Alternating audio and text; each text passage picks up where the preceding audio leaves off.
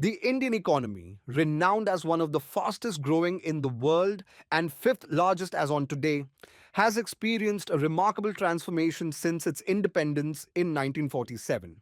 The journey from economic disarray to becoming a formidable economic force has been challenging. Year after year, the unwavering and persistent efforts of both citizens and the government has shaped India we know today. But the period between 2014 and 2022 has been the most remarkable one. When Narendra Modi came to power in 2014 as India's 14th Prime Minister, economic growth was sluggish. A series of high profile corruption cases led to a loss of investor confidence in the Indian economy. Things started changing between 2014 and 2022. India's GDP per capita rose from 5,000 US dollars to over 7,000 US dollars, an increase of roughly 40% in 8 years.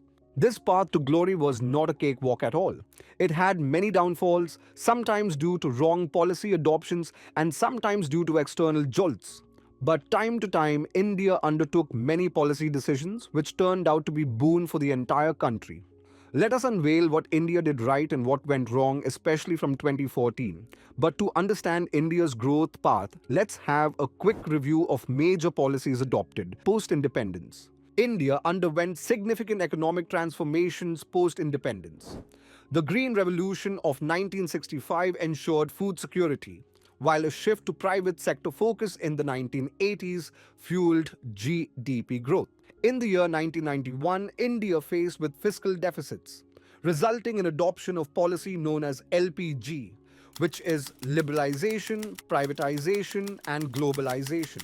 Despite challenges like the 2008 financial crisis, India's economy has persevered, adapting to global dynamics while prioritizing growth and stability. India moved on rather sluggishly till 2014. In year 2014, the regime changed and Narendra Modi became Prime Minister of India.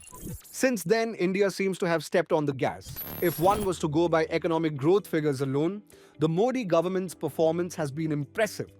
This growth occurred in spite of an ill-advised attempt early on in Modi's first term to take 501,000 currency notes out of circulation. Scrapping the notes led to an acute cash shortage, slowing the growth in per capita GDP from 6.98% in 2016 to 5.56% in 2017. Despite of the demonetization impact, India moved on. According to the International Monetary Fund, India's economy is projected to grow at a rate of 6.8% in 2024. That is higher than China's projected growth of 4.6% and exceeds that of any other large economy. The UK's economy, for example, is expected to grow by 0.6% in 2024.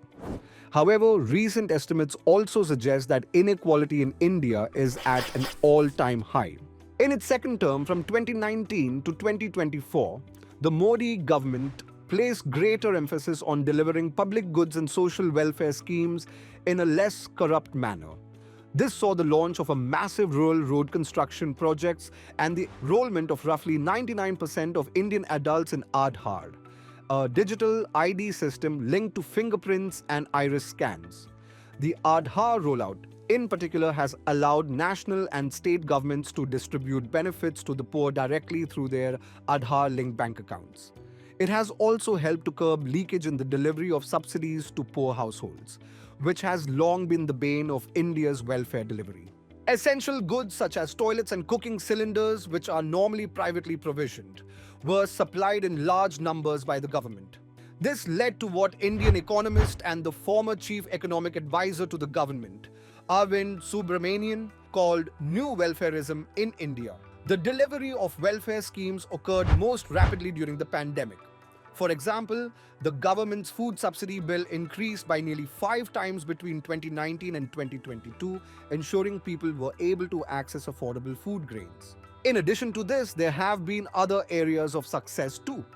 The proportion of Indian villages with access to electricity climbed from 88% in 2014 to 99.6% in 2020. And 71.1% of people in India now own an account at a financial institution, up from 48.3% in 2014. These massive transfers of cash, along with the greater provision of goods and services to India's poor, have led to the BJP enjoying increased popularity among marginalized groups. Historically, these groups have tended to vote for the opposition Congress party. But there is other side of the coin too in this success story. The Modi government has grown India's economy, but it has not been as successful in creating productive jobs for the large proportion of India's labor force who are unskilled and poor. Around 40% of workers remain in agriculture, and only about 20% work in manufacturing jobs or business services such as IT. Surveys suggest that increasing unemployment and inflation are sources of concern for many Indians. For India to emulate the labor-intensive industrialization success of China, deeper structural reforms are needed in the country's product, labor, and credit markets. But this will be politically difficult to do, as it involves taking on India's powerful conglomerates and trade unions. However, despite all the drawbacks and concern areas, India's GDP as on 2024 is $3.9 trillion, and it is poised to become the world's third largest economy by 2027. Experts also believe that if the current policies continue, India may touch the figure $8 trillion in 2030, making it the third largest economy globally. So, as we can see that within a span of 64 years, India has come a long way from $37 billion economy in 1960 to this position. And having a majority of population under 35 years of age, India's growth story may continue its dream run if not disrupted by wrong policy decisions or any catastrophic incident.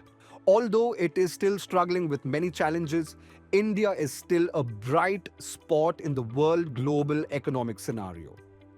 We would like to hear your thoughts on this, so please drop a comment below and don't forget to subscribe to our channel. Thanks for watching.